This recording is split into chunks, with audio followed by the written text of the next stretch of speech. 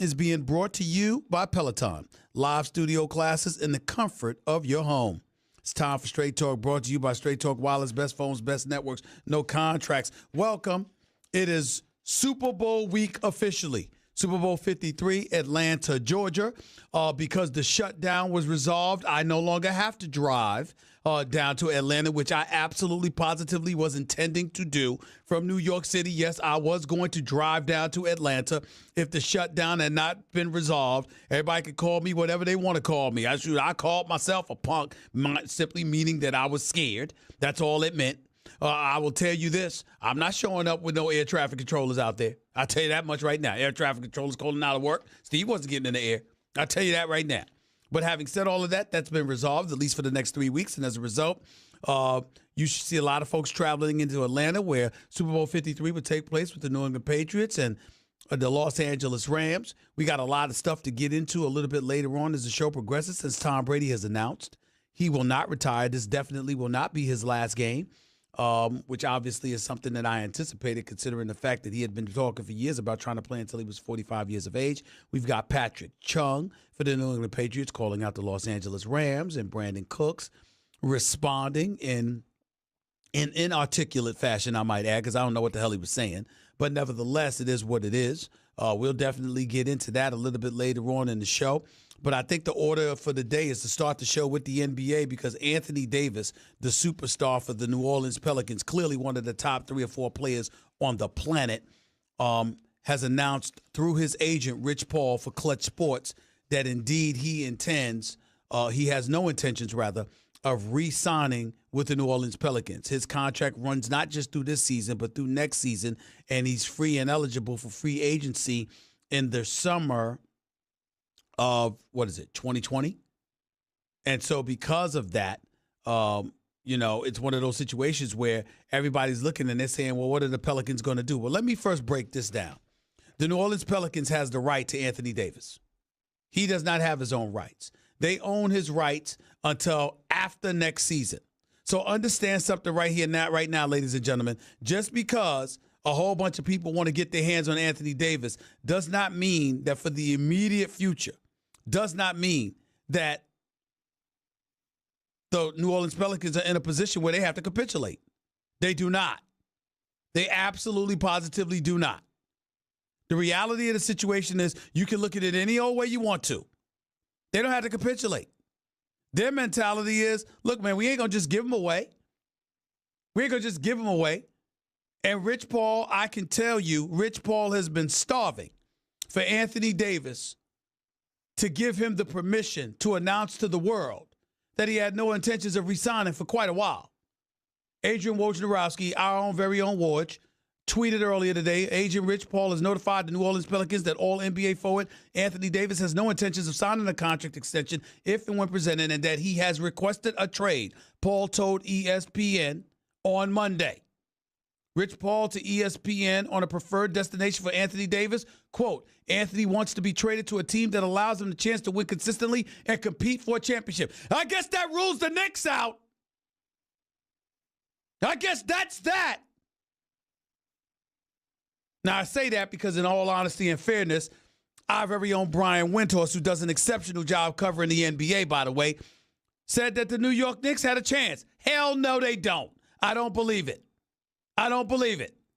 Now, I got my producer extraordinaire, who's a bit eccentric and, dare I say, wild and off his rocker half the time, Jonathan Winthrop, who said, you know what? You're the Knicks. Do you trade Kristaps Porzingis in a first-round pick to get Anthony Davis? I say no. And the reason why I say no, ladies and gentlemen, is because it ain't going to leave you anywhere other than where you are. Anthony Davis has been in the National Basketball Association for 8 years. Anthony Davis has made the postseason twice. They've won playoff series when they've made the postseason. At least last year they did when they swept the Portland Trail Blazers in 4 games. But the reality is that Anthony Davis, virtually by himself, in a market like the New York Knicks, ain't going to do anything but show you even more what you saw in New Orleans, that he can't do it by himself. Phenomenal player. Phenomenal. Without question. But this move is made because Anthony Davis wants to end up in L.A., which brings us to Irvin Magic Johnson. That's the real story here. It's not about Anthony Davis wanting out. We all knew that. It's not about Anthony Davis wanting out before his contract expires. We all knew that. It's not about the Boston Celtics, who are obviously the team with the most tradable assets to acquire him. And it's not about the fact that because of that Rose rule that prohibits you from having two guys who utilize the rule to get salaries that take up 25 to 30% of a team's payroll, you can't have them on the same team. Which means that the Boston Celtics, in order to acquire Anthony Davis, can't trade him for Kyrie and can't keep Kyrie this season while acquiring Anthony Davis this season. They would have to move Kyrie Irving to bring in Anthony Davis. And the reason why I don't think that would happen, ladies and gentlemen, is because, A, did you see the show that Kyrie Irving put on Saturday night? Let me tell y'all something right now. Kyrie Irving's box office. He's not just a champion. He's not just a superstar. He's box office. Kyrie Irving is one of those rare individuals you walk through the turnstiles to see. How would I know this? You are listening to a man that covered the first 10 years of Allen Iverson's career. A 6-foot guard from Georgetown. That dude. The answer. That dude. And I got news for you. I challenge y'all. And I ask you this question, Jonathan Winthrop and Nuno. Look at me when I'm talking to y'all. Have y'all seen a miniature guard that size since Allen Iverson that was box office like Kyrie Irving? Remember, Steph Curry's a legitimate 6'3". And if you want to throw him into that category, okay, say him and Kyrie. But Kyrie Irving is box office. You walk through the turnstiles to watch this brother perform. I was on Get Up the other morning, show Mike Greenberg's show with Jalen Rose and the crew on ESPN every weekday morning from 8 a.m. to 10 a.m. The other day, they asked me, in terms of ball handling skills, who's the man, Kyrie or Steph Curry? I'm like, are you kidding me? Is this a trick question? There's nothing to discuss here. You damn right it's Kyrie Irving. You go to Steph Curry for that shot. But in terms of dancing on people and using a nasty handle to put on a show, a la Kenny Anderson back in the day, a la Dwayne Pearl Washington back in the day, God rest his soul. Y'all remember that former star at Syracuse? What a show. In college, just so y'all know, to put it in perspective for all of you young whippersnappers out there, Dwayne Pearl Washington, God rest his soul, was a greater show in college than Michael Jordan.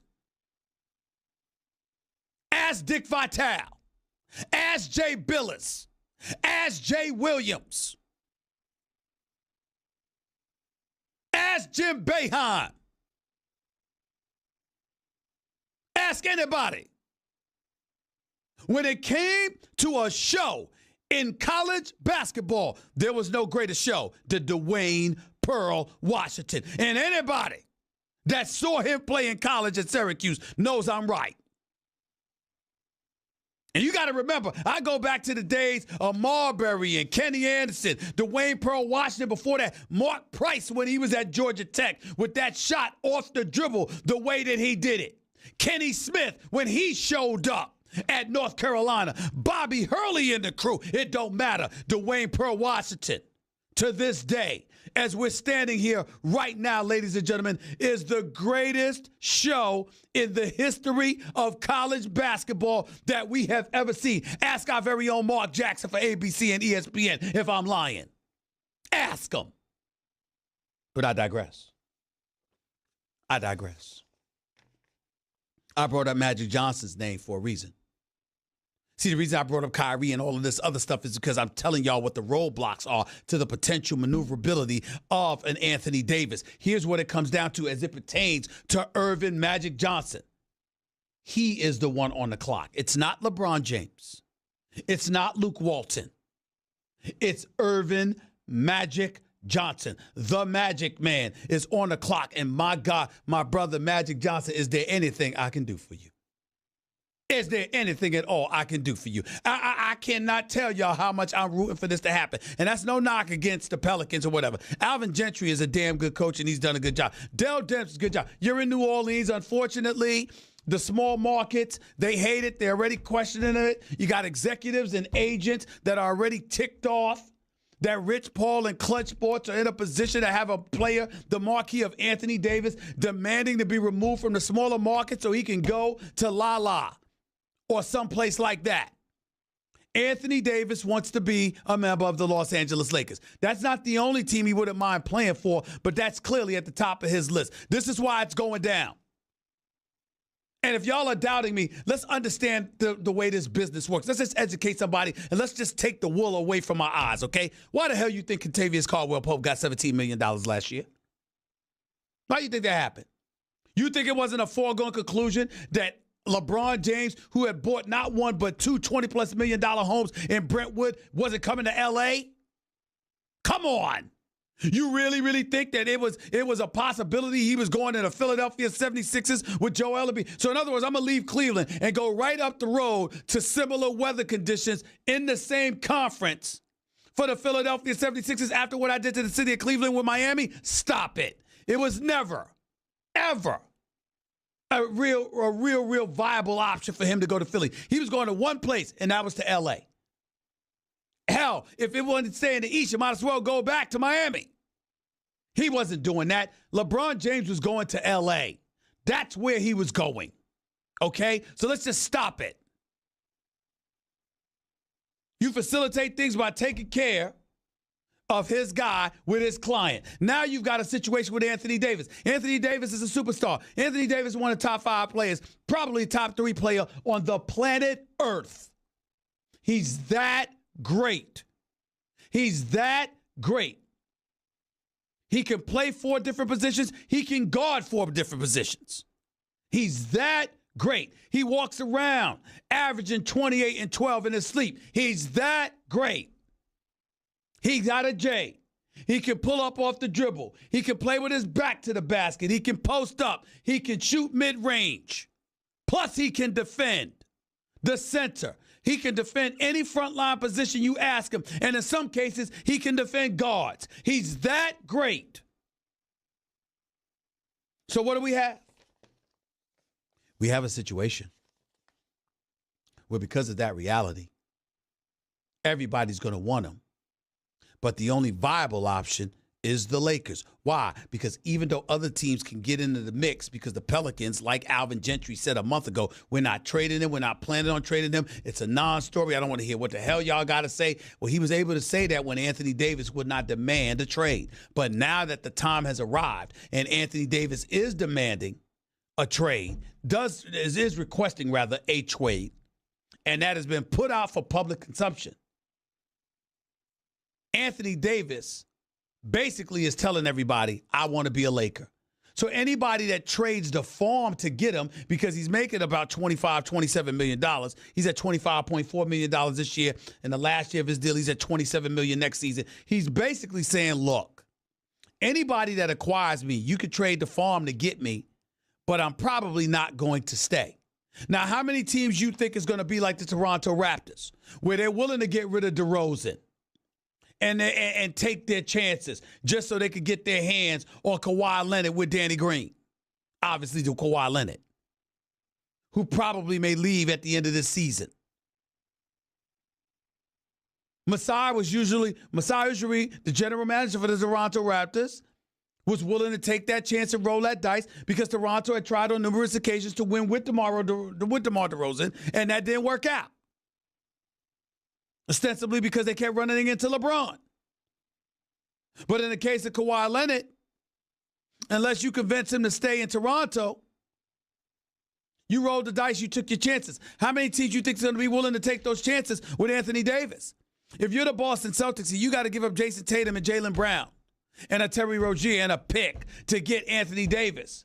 Why are you going to do that for a guy that's non-committal in staying long term when you're already challenging for the Eastern Conference crown right now?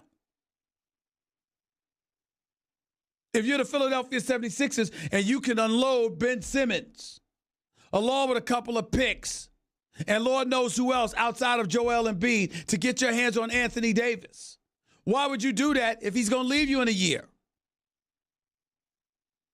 Why would you do that? So if you're the Pelicans, you want to hold hard and fast, and you are in a position, make no mistake, they're not devoid of leverage here. They can sit up there and demand a farm from the Lakers. I want Kyle Kuzma. I want Brandon Ingram. I want Lonzo Ball. I want Kentavious Caldwell-Pope's last year $12 million head salary that I can get off my books at the end of the year. And I want a first-round pick. They're in a position to demand that from the Lakers. And the Lakers, ladies and gentlemen, unlike the Paul George sweepstakes, unlike all of that, unlike the discussions this summer when they were trying to get Kawhi Leonard, unlike then, the Lakers don't have the same kind of leverage now. Because here's where the problem lies. The Pelicans don't have his rights until the end of this season. They have it until the next end of the following season. So the Pelicans can sit there and stand pat. NBA trading deadline coming up, and they can simply say, yo, we ain't moving them anywhere until this summer. Well, by the time the summer rolls around, Boston's a competitor. And Anthony might consider going to Boston. He might be willing to commit to a long-term deal in Boston with some of the talent they'd still have in place to play alongside with him. So if you're the Los Angeles Lakers, whereas you played hardball and you wanted to hold on to a Kyle Kuzma and you didn't want to let him go, that ain't necessarily the case now. You don't have that. We all know how much I love Kyle Kuzma. We all know how much I don't want the Lakers to lose Kyle Kuzma. I'm here to tell you something right now. If you got to give him up to get Anthony Davis, that's what you got to do. That's what you got to do. And if you're the Lakers, you literally don't have that choice at this point. You got to be willing to give the New Orleans Pelicans anything they want outside of LeBron James. You have to do that now. There's no way around it. You have to do that. That cannot be the situation. You don't have a choice. And see, here's the other part that nobody's discussed, and I brought this up this morning. You know where things went awry for Magic to such a degree? When he lost out on Paul George. Paul George elected to stay in Oklahoma City instead of coming to L.A. Now turns out to may have been the worst thing that could have happened to the Lakers. Because you see, Paul George was a free agent, free to go elsewhere. And Paul George would have arrived to the Lakers for nothing but cash. So Paul George, along with LeBron James, will have joined the Lakers, enabling them to have him while keeping Kuzma and Josh Hart and Brandon Ingram and Lonzo Ball, etc. But Paul George, who, by the way, is averaging 28 a game and playing like a superstar in this league and is a viable league MVP candidate this year, decided not to go to L.A. and elected instead to stay in Oklahoma City. And because that's what Paul George elected to do, now you got to go out and get some other assets. But Kawhi is not talking about coming to the Lakers. And Kevin Durant is not talking about coming to the Lakers. A matter of fact, when we hear those two names, we hear the Brooklyn Nets and the Los Angeles Clippers, which makes the urgency to acquire Anthony Davis even more profound. But in order to get Anthony Davis, you have to trade assets instead of acquiring him as a free agent. Which means that if you had Paul George, you would have been contending for a crown the way that he's playing, with the assets that you have, not having had to give up anything. So rightfully focusing on LeBron James was one thing, but they should have elevated the level of pressure on Paul George as much as they possibly could have. That didn't happen, and now the Lakers are where they are. Because if the Lakers don't get Anthony Davis, and Kawhi and Durant elect to go elsewhere, or in Durant's case, especially, elect to stay in Golden State while Kawhi doesn't come to the Lakers, LeBron's not going to win a championship in L.A. They're not going to do it. And that's the reality of the situation that is simply inescapable, ladies and gentlemen. I don't know how else to break this down. And I don't want to hear anything about the Knicks. I'm rooting for the Knicks. But I told y'all before this season, the New York Knicks needed two pivotal things. Forget their record. I'm not holding them accountable for their sorry record because we understood with Porzingis out, not healthy, we knew this was a foregone conclusion. I needed to see two things. I needed to see surreal development on a part of Kevin Knox, the first round number 9 overall pick. And I needed to see Porzingis return by March with 6 weeks left in the season, reminding the world of the star that he is. So you could attract a free agent to want to come to New York. Without that, it means nothing. And I said all of that, not seeing at all, completely being blind to the Brooklyn Nets. The cap space, the young talent, the leadership of Sean Marks and that organization right now, the Brooklyn Nets, ladies and gentlemen, look special. If they get a star, or dare I say 2 of them, oh my God. Oh my God. I don't even want to talk about what it would do for the Knicks. It would depress me. 888-SAY-ESPN. That's 888-729-3776. That was Straight Talk Wireless. Nationwide coverage on America's largest and most dependable 4G LTEs. And 1% on all other purchases. Hey, what's in your wallet? 888-SAY-ESPN. That's 888-729-3776. You're listening live to the Stephen A. Smith Show, ESPN Radio, ESPN News. Always my honor and privilege to have my next guest on the line, my colleague, the NBA insider extraordinaire, the one and only Adrian Wojnarowski, is on the line with yours truly as we speak. What's going on, Woj? How are you, buddy?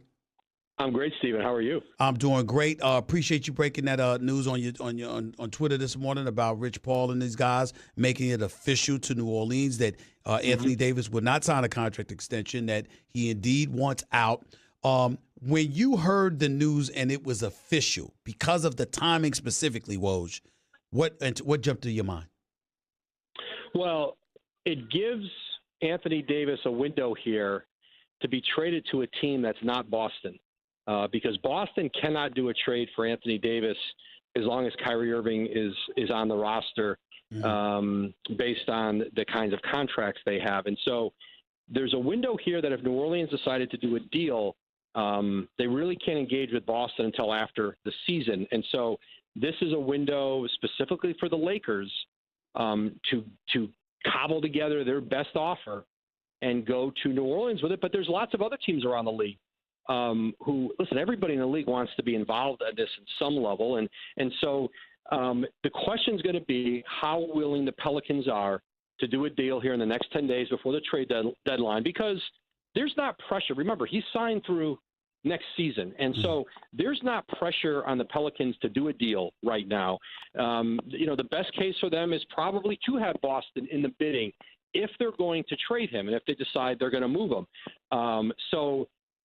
The timing of this certainly fits with enough time left between now and the trade deadline on the 7th for there to be some serious talks and if New Orleans wants to proceed on trade, they've got a window to do it. Well, what took Anthony Davis so long to want to make this official? You and I both know Rich Paul wanted this official months ago, but Anthony Davis was very, very reluctant to just come out and state plainly, I'm not going to sign, I'm not going to re-up with you guys, I want out. What took him so long?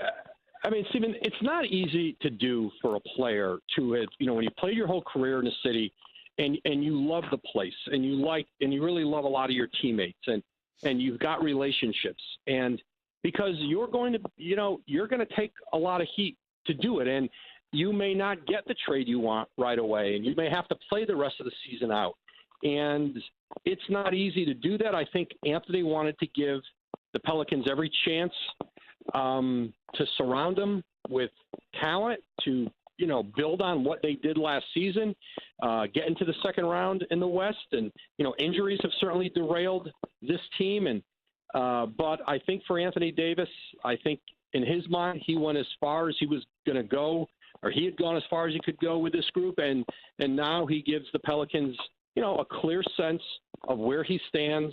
and they've got to make a decision now on how to proceed. Adrian Wojnarowski right here with Stephen A. and Stephen A. Smith Show, ESPN Radio, ESPN News. Woj, is this really about Boston and L.A. competing against one another for Anthony Davis' services, as if to say, listen, these are the two likely teams he would re-up with long term, or are there really other viable teams, other viable destinations that he would strongly consider?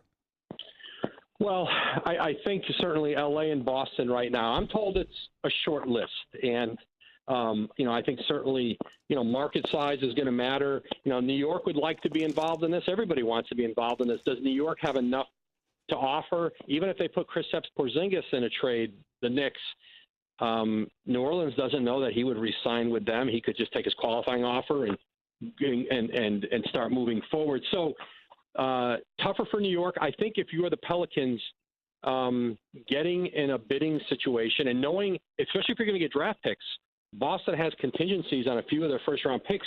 You want to know where that pick's going to land. Here's the one other scenario, Stephen, that's going to be interesting to watch. Okay. There are going to be contenders, and I'm already hearing from them today.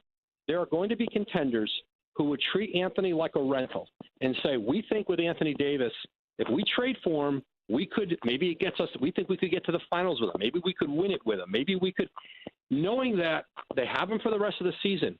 And if at the end of the year he doesn't want to go forward with them, then they're in a position to trade him to Boston or LA, get them in an auction, and they could get back all the assets that they traded to New Orleans to get him. So watch for that scenario too.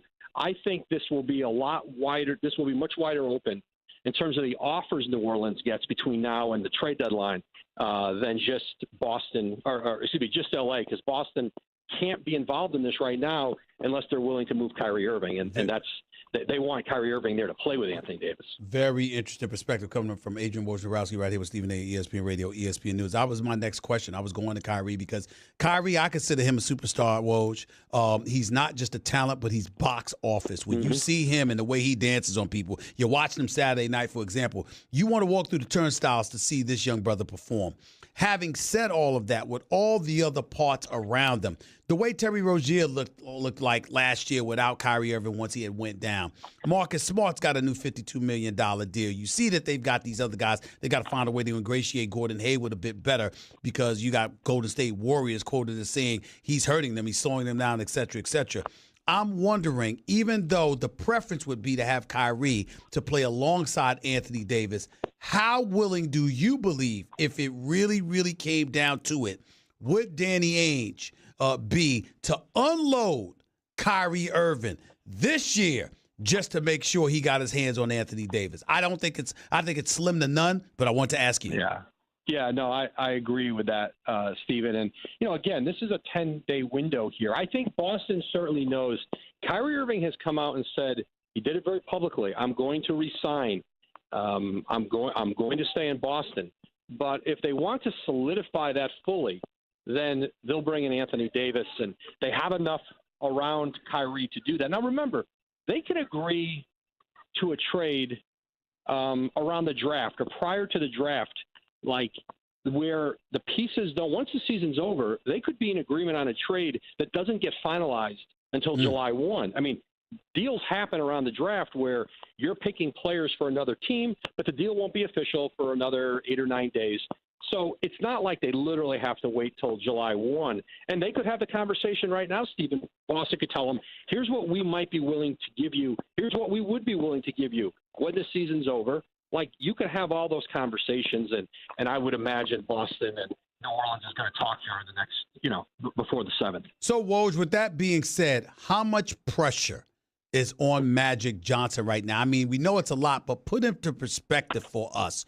How much pressure is on Magic Johnson right now? Just so you know, Woj, my mentality is this. We don't know if Kyrie's going to come to the Lakers. As a matter of fact, he might not. We heard the quotes from Kevin Durant. He ain't thinking about playing with LeBron. Kyrie talked about staying in Boston. So you look at it from that perspective. The Lakers, without Anthony Davis, could potentially end up empty-handed, whereas you got teams like Brooklyn and the Clippers making noise about potentially having enough space to get 2 max guys. Talk to me about the pressure on Magic Johnson in light of all of those realities. Well, you just said it. I think the fact that they're not a front runner with the Lakers for any big free agent. That doesn't mean they won't get one, Right. but there's not a free agent this summer that they go to sleep at night and say, hey, we know we're getting that guy. That guy doesn't exist. Now, it can change, and a lot changes in the league between now and then. So they kept their assets and did not trade for Paul George. They held on to their assets and didn't trade for Kawhi Leonard. This is the time where they're probably going to have to ante up and offer to get that second star for LeBron James and to get one in Anthony Davis, who, you know, is a transcendent player. Like, players like him don't become available in the NBA. And you would think that LA would be willing to sacrifice their cap space this summer to know they could get Anthony Davis in right now. Now, do they have enough to offer New Orleans that would keep New Orleans from waiting it out, playing it out over a longer period? And remember, New Orleans isn't going to be – they're not dying to trade Anthony Davis to the Lakers. No one's looking to help them. And that was true with the Spurs, and that was true with the Pacers when they went through it. And so they probably have to overpay to get a player. If all things being equal, they'll send him somewhere else. And see, that's where I'm going, because for me, they're not going to help the Magic Johnson and the Lakers, which brings us back to Anthony Davis. Doesn't he practically have to say, look, anybody else who wants me, I'm not thinking about staying with you. I'm going to L.A., and if I have to wait until the summer of 2020 to pull it off, that's what it's going to take. But make no mistake, that's where I'm going. It almost is getting to the point, Woj, where he might have to say something along those lines to make this happen. And he may yet do that, but they weren't ready to do that on the day that this news broke. And so they may do that between now and next week. They may tell other teams that. Now, that won't necessarily stop. I think Boston has confidence that if they got Anthony Davis and he was with Kyrie Irving and he played a year in Boston and they could offer him more money than the Lakers, that he wouldn't leave. And I think but now other teams, they're going to be more cautious in other markets about whether they could keep him. But I do think that is an angle that they can play, and they may move toward, but they haven't done it yet. Last question for you. Like you said, Magic Johnson was hell-bent on holding on to Kuzma and to a lesser degree Ingram, in pursuit of Kawhi Leonard, in pursuit of Paul George. Are you at a point right now, like I am, where you're genuinely afraid that if Magic Johnson doesn't get Anthony Davis, he'll end up with nothing to pair with LeBron James over the next couple of years? Well, you know, the kind of A-list free agents that you would hope to get, like we know, we count them on one hand: Durant, Klay Thompson, Anthony Davis, Kawhi Leonard. Now, there's a second tier, right? The Chris Middletons, the Kemba Walkers, who are very, very good players, but they're not transcendent. They're not first-team All-NBA. Then you're getting into that group, and I don't think the plan when LeBron James agreed to sign in L.A., that's not who he had in mind. He had Kawhi Leonard in mind. He has Klay Thompson in mind, and obviously Anthony Davis. So you're right, Stephen. I think there's tremendous pressure on them to deliver this summer and not run the risk of just waiting for free agency in 2020. You know, they waited on free agency with Paul George. It didn't happen. With Kawhi, it's looking like it may not happen. Who know how long at LeBron's age and where he is, does he want to just go through another summer of holding on to cap space to get to 2020? Right. I think that will be difficult for them to do. This isn't what he signed up for. But Woj, isn't it true that it's a better chance for the Lakers to make a move now than to wait till the summer? Oh, there's no question. And the question will be, are they going to offer? What are they going to offer New Orleans? How far are they willing to go? If you're the Pelicans right now and you're going to do business with LA, you have to be absolutely bowled over by the offer. If you think there's anything comparable, you know, other teams are going to be making offers, or if you just think the Celtics, listen, Boston's best offer is going to be better than the Lakers' best offer. I mean, we can look at the rosters and we look at the draft assets, and we know Boston can make a more compelling offer than the Lakers can. Yeah. Adrian Wojnarowski, always appreciate you. Great work, as always. The ultimate NBA insider for the family, right here with Stephen A. ESPN Radio, ESPN News. Appreciate you, buddy. You take it easy. Thank you, Stephen. Appreciate you, too. Talk to you soon. All right. The one and only Adrian Wojnarowski, right here with Stephen A. ESPN Radio, ESPN News. You heard what he said. You heard what I had to say. What do you have to say? We'll find out more and then some in the next hour and 15 minutes or so right here on the Stephen A. Smith Show, ESPN Radio. Peloton, being presented by Progressive Insurance. We'll be live from Atlanta beginning Wednesday for coverage of the big game. That's Super Bowl 53. Drivers who switch to Progressive can save an average of $668. Plus, for special occasions like Valentine's, 1-800-Flowers has the best bouquets and deals around, like 18 red roses for $29.99 or upgrade to 24 red roses for $10 more. To order, go to 1-800-Flowers.com, click the radio icon, and enter code Stephen A. That's with a PH, not a V. 888-SAY-ESPN. That's 888-729-3776. Listen. Before I get to the calls, and I'll get to the calls in just a second, let's just call this is what it is, all right? Yes, Rich Paul is Clutch Sports, and yes, Anthony Davis went to Clutch Sports, and yes, Anthony Davis wants out of New Orleans, and that was a foregone conclusion, and yes, he's under contract until the summer of 2020. That's the season after next. It's the summer after next season, rather. We get all of that. He has a very short list of candidates that he wants to play for.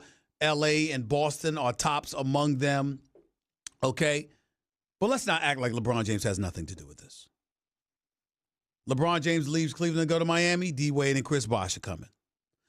We all knew this. LeBron James goes to Cleveland. Kyrie Irving is there, and Kevin Love is coming. LeBron James leaves for L.A., and here he is with the Anthony Davis. Let's not, LeBron is real good at, I haven't made up my mind until the last Boston win. Let's stop it. These guys talk to one another. They're communicating with one another throughout the offseason. They're communicating with one another during the season and what have you. These are the kind of things that's going on. And listen to this quote that Kevin Durant gave, because he was asked, whether or not Anthony Davis was a topic of discussion in the Warriors locker room in terms of where he wants to play and what his destination ultimately could end up being. This is what happened. Here was what Kevin Durant had to say. Quote, "It's definitely a topic of discussion. All NBA news is, it's not that serious. So it's like, why not talk about it? So AD wanting to play basketball somewhere else. It's not like the president shutting down the government. It's just basketball. So, of course, we talk about it. We all, as players, we want guys to do exactly what they want to do in this league. We have a short amount of time, so why not do what you want to do?" And see, that's a very, very important point. Because one of the things that we don't get into enough, one of the things that we don't touch on enough, these basketball players, these football players, let me tell you something right now. If there's anything, and I want you to look at me when I'm talking to you, John. This is very, very important. I want you to all look. I want everybody to pay attention to what I'm about to say. Yes, these young brothers are smart. They're business-minded and business-savvy, some better than others. But they all have this mentality. They all desire to be mavericks. They all desire to be individuals more in control of their destiny, more in control of their futures than the actual teams, organizations, franchises, and league that they represent. They abhor and detest the level of control a league or the respective teams under its umbrella has over their lives. And if you doubt it, watch The Shop on HBO with LeBron and those boys. Notice how there's always football players on there. Have y'all ever noticed that? Have you ever noticed that? Michael Bennett, either Michael or Metellus Bennett, Todd Gurley, Odell Beckham Jr. What were they saying? Odell Beckham Jr., like I'm a circus show or something. Bennett talking about stereotypes and controlling folks. Todd Gurley being on there with LeBron James, and LeBron James accusing the owners of the National Football League of having a plantation mentality. Pay attention. What's the next words out of LeBron James' mouth? Thank God we got a commissioner and we play in a league that allow us the freedom to say what we want to say, do what we want to do, be what we want to be. Now, we got to make money for the brand. We got to market and advertise ourselves in such a fashion that enables us to not only be the only beneficiaries of such things, we got to make sure that ultimately the brand is getting theirs too. But we have a level of freedom that we're allowed to exercise exponentially more than NFL players have. Now, they may not have broken it down to you. I just did. That's what Kevin Durant was alluding to. Understand that you got people rooting for Anthony Davis as we speak. They want him to have the ability and the freedom to go where he wants to go. And when you had the Supermax deals that were imposed, you can't get a Supermax deal going to another team. You only could get the Supermax deal if it's with your team, the team that you're signed on for. And I don't have time to get into all the particulars and the rules because it can be very, very confusing. But in the end, that's what it comes down to. You think LeBron James ain't worth more than $153 million? That's all the Lakers were allowed to offer him. If he had stayed in Cleveland, they could have gave him about 200 plus. Steph Curry got the Supermax deal. It's $201 million. Russell Westbrook got the Supermax deal. It's $217 million. Why they get those deals? Because it's with their team. They didn't leave to go elsewhere. Because the objective is to incentivize you to stay with your team. Because it was supposed to be something to help these small market teams keep their own stars. But somehow, some way, you have some agents who come along and convince you that there's more money out there to be made by going elsewhere. Anthony Davis has clearly bought into that, and I'm not sure anybody could disagree with him because one could argue, salary-wise, the Lakers could never offer you what the Pelicans offered you. They could never do that.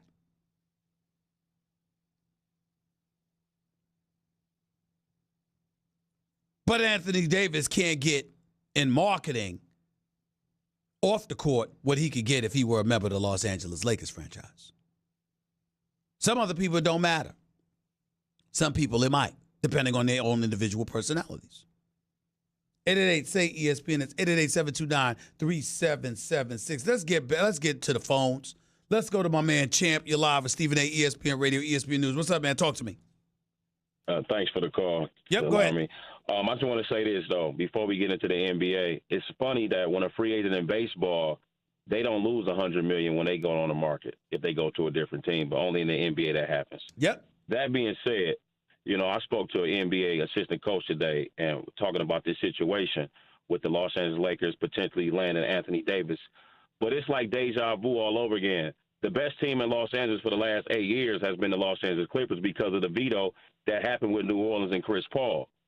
And what nobody's talking about is the Clippers have 8 guys under contract that have expiring contracts for next season. Mm-hmm. They have pieces that can trade for Anthony Davis and land Davis for the Clippers.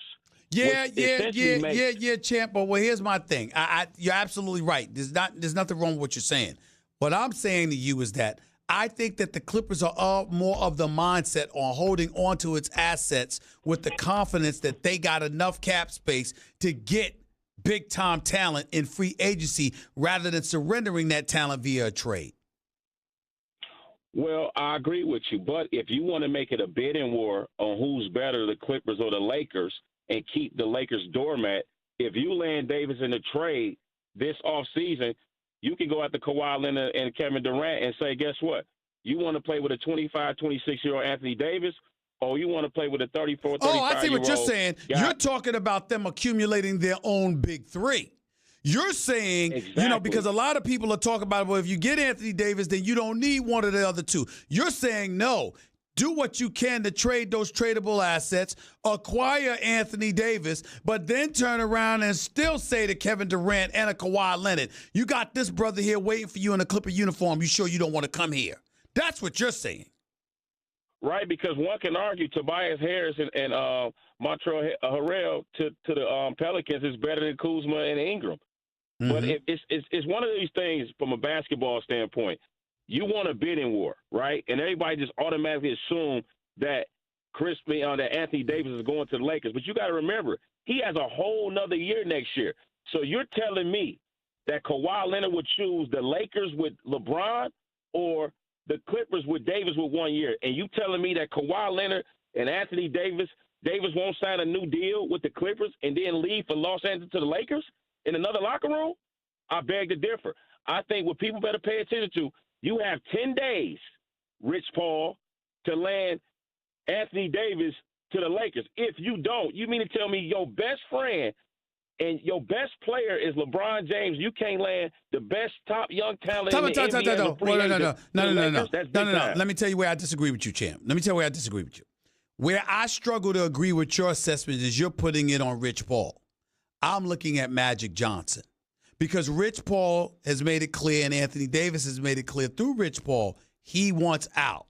Now it's a matter of what assets. Now, if the Lakers weren't willing to give up all the assets necessary to get him, then that would be on Rich Paul because it's your job to be on the phone with Magic Johnson or be in Magic Johnson's face since you living out there in L.A. and make it very, very clear to Magic, man, what you doing? Don't hold on to anything.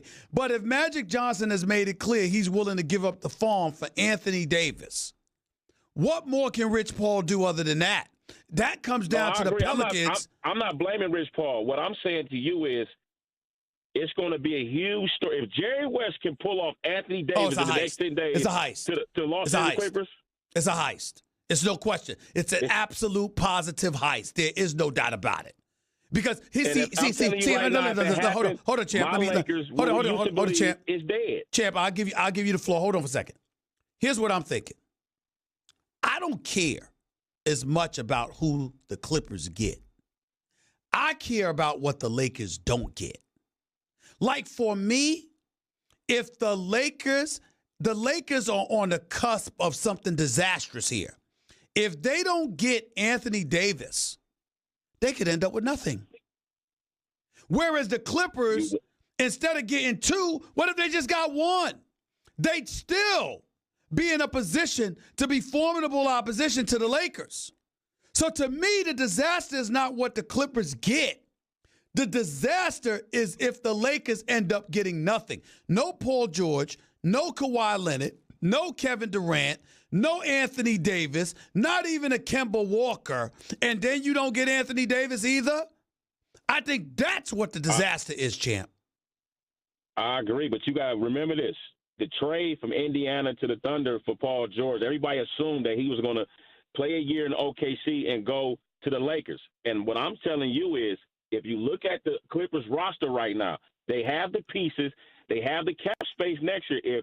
If New Orleans say, you know what, we're going to do business again with the Clippers, when they vetoed the trade with David Stern, with Dale Dempster, who was the GM still, it was the New Orleans Hornets at the time. My point of what I'm saying to you is this right here. If this happens, it's like with Kobe Bryant in the end of his career. People thought with that trade with Chris Paul, they'd get a healthy Dwight Howard and make another run.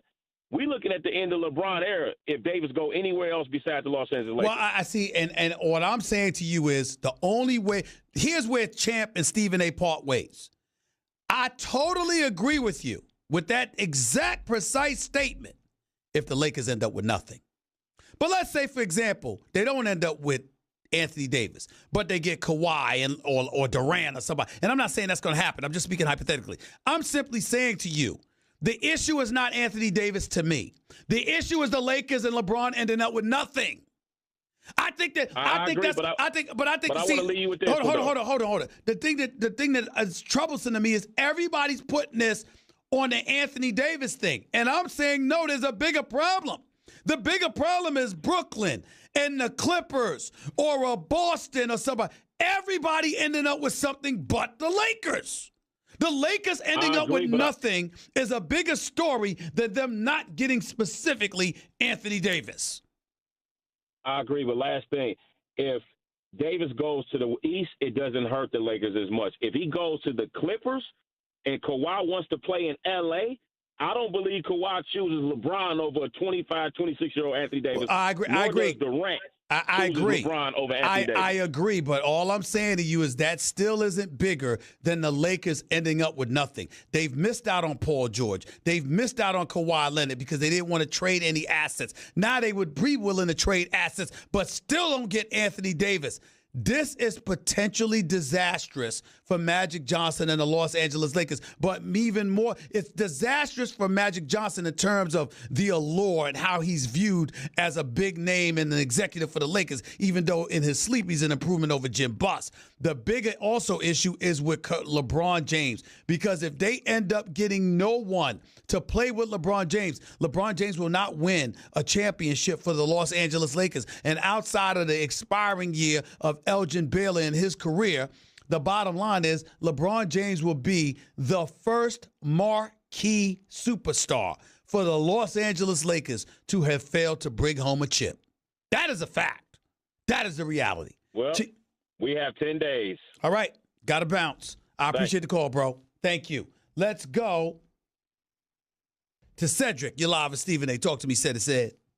How you doing, Brother Steve? You all right, brother? I'm good, man. Thank you for calling. What's up?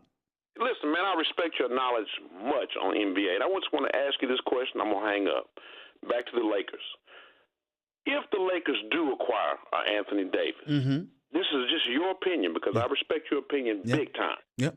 Tell me some assortments they would need to get that's out there that could possibly be available for them to go to the next level and win a championship. Hold on. Let me make sure I understand your question. If they were to get Anthony Davis and pair him with LeBron James, you're asking me what else would they need to help them win the chip? Yeah, because I don't think, even with those two right there, that's not enough. Right now they got it. No, it's not enough. But here's the part that I would remind you of, Cedric. If you have LeBron, a healthy LeBron, which is questionable at this moment, with a healthy Anthony Davis, right? Then it's just a matter of finding the parts that mesh. In other words, let's say, for example, that there was a Josh Hart that wasn't traded. There was a Rondo that wasn't moved. And you had an opportunity to get some of these other players who are not scrubs, but they're far from second-tier or first-tier stars. They're just marginal or slightly above marginal players. If you are the Lakers with Anthony Davis and LeBron James, you are still a top 14 in the NBA with the potential to win a championship, even though I wouldn't give them the edge over Golden State by a long shot.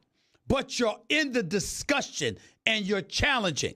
If it's just LeBron James devoid of any of those guys, you have no chance. And that's where your problem lies. I agree with you, Steve. Say, bro, appreciate that information, man, and peace out to you, man, and much love to you. Thank you. Appreciate the call, man. Thank you so much. Let's go to Isaiah. You're live with Stephen A. Talk to me, Isaiah. What's up? Isaiah, what's up? Let's go to Tyrone. Talk to me. Hey, Stephen A., how you doing, brother? I'm doing all right. What's up? Talk to me. All right. Stephen A., if you don't mind, let me back up just a second, brother, if you don't mind. Go ahead. Is it possible, brother, in your opinion, that Tracy McGrady and Scottie Pippen, respectfully, because they was on TV, they were being PC, is it possible that those brothers was really trying to say that Zion Williams risking catastrophic injury? Here's a young brother. Stop right there. I'm going to do you a favor. I'm going to explain the situation for you, okay? What you're alluding to is Scottie Pippen and Tracy McGrady being on the jump with Rachel Nichols a little over a week ago, stating that Zion Williamson out of Duke should just sit out the rest of the year. And I went off and I said, no way on earth should that happen. There should not be a situation where you got this guy quitting in the middle of a season. You can't do that. That was my proclamation. Okay, go ahead. Okay. So are you telling me that, are telling us that this young black man from rural South Carolina who had the potential to make generational wealth before he ever steps on the NBA floor should jeopardize that for a national championship? No. That's not. You're characterizing it wrong. What I'm saying to you, Tyrone, is this. You could have made that call before the season. Zion Williamson coming out of high school would have been a top 10 pick in the NBA draft, period, without question. He was one of the elite players coming into college. That's why you see him all over Duke, because everybody saw him and R.J. Barrett coming. My point is, it's not that he shouldn't jeopardize anything or he should jeopardize anything. My point is, you make the decision before the season. If you are healthy and you are on the basketball court, you do not quit on your team in the middle of the season because you're looking forward to next year when you are healthy. What you do is you make the decision before the season begins. You don't make the decision in the middle of the season. You just going to quit on your team. That's not right. That's what I said. Okay, and one other quick thing, brother. Stephen, do you believe even if the Lakers did acquire Anthony Davis, we all are in agreement they're going to have to sell the farm to do so? Yes. Do you believe that they would be better off with LeBron, AD, with no shooters and no youth? No. They wouldn't beat Golden State. They wouldn't win the championship. But they would have two superstars, and all they would need is parts that mixed and match. You know, you had Mike Miller and Ray Allen and guys like that willing to accept less money to join LeBron, D. Wade, and Chris Bosh. What I'm saying is, in the case of Anthony Davis and LeBron James, you don't need a star. You don't even need a bunch of above average players. What you need are role players who know how to play their role to fit with those two guys, to legitimately challenge and be a top 4 team in the NBA for the next 3 years. That's what LeBron paired with Anthony Davis would guarantee. Okay. And Stephen A., I appreciate you, brother, with the Shell State University. Yes, sir. Much love, brother. Thank you. Much love to you as well. Appreciate the call. 888-SAY-ESPN. It's 888-729-3776. You're listening live to Stephen A., ESPN Radio, ESPN News. Hey, by the way, make sure that I'll get back to your calls and more in a minute, because we got to get into Super Bowl 53 talk. The New England Patriots, Los Angeles Rams. It's Super Bowl week. So I'm definitely going to get into some of that talk as well before I go back to some of these calls, whether it be on the NBA or the Super Bowl. By the way, Peloton is a game-changing indoor cycle.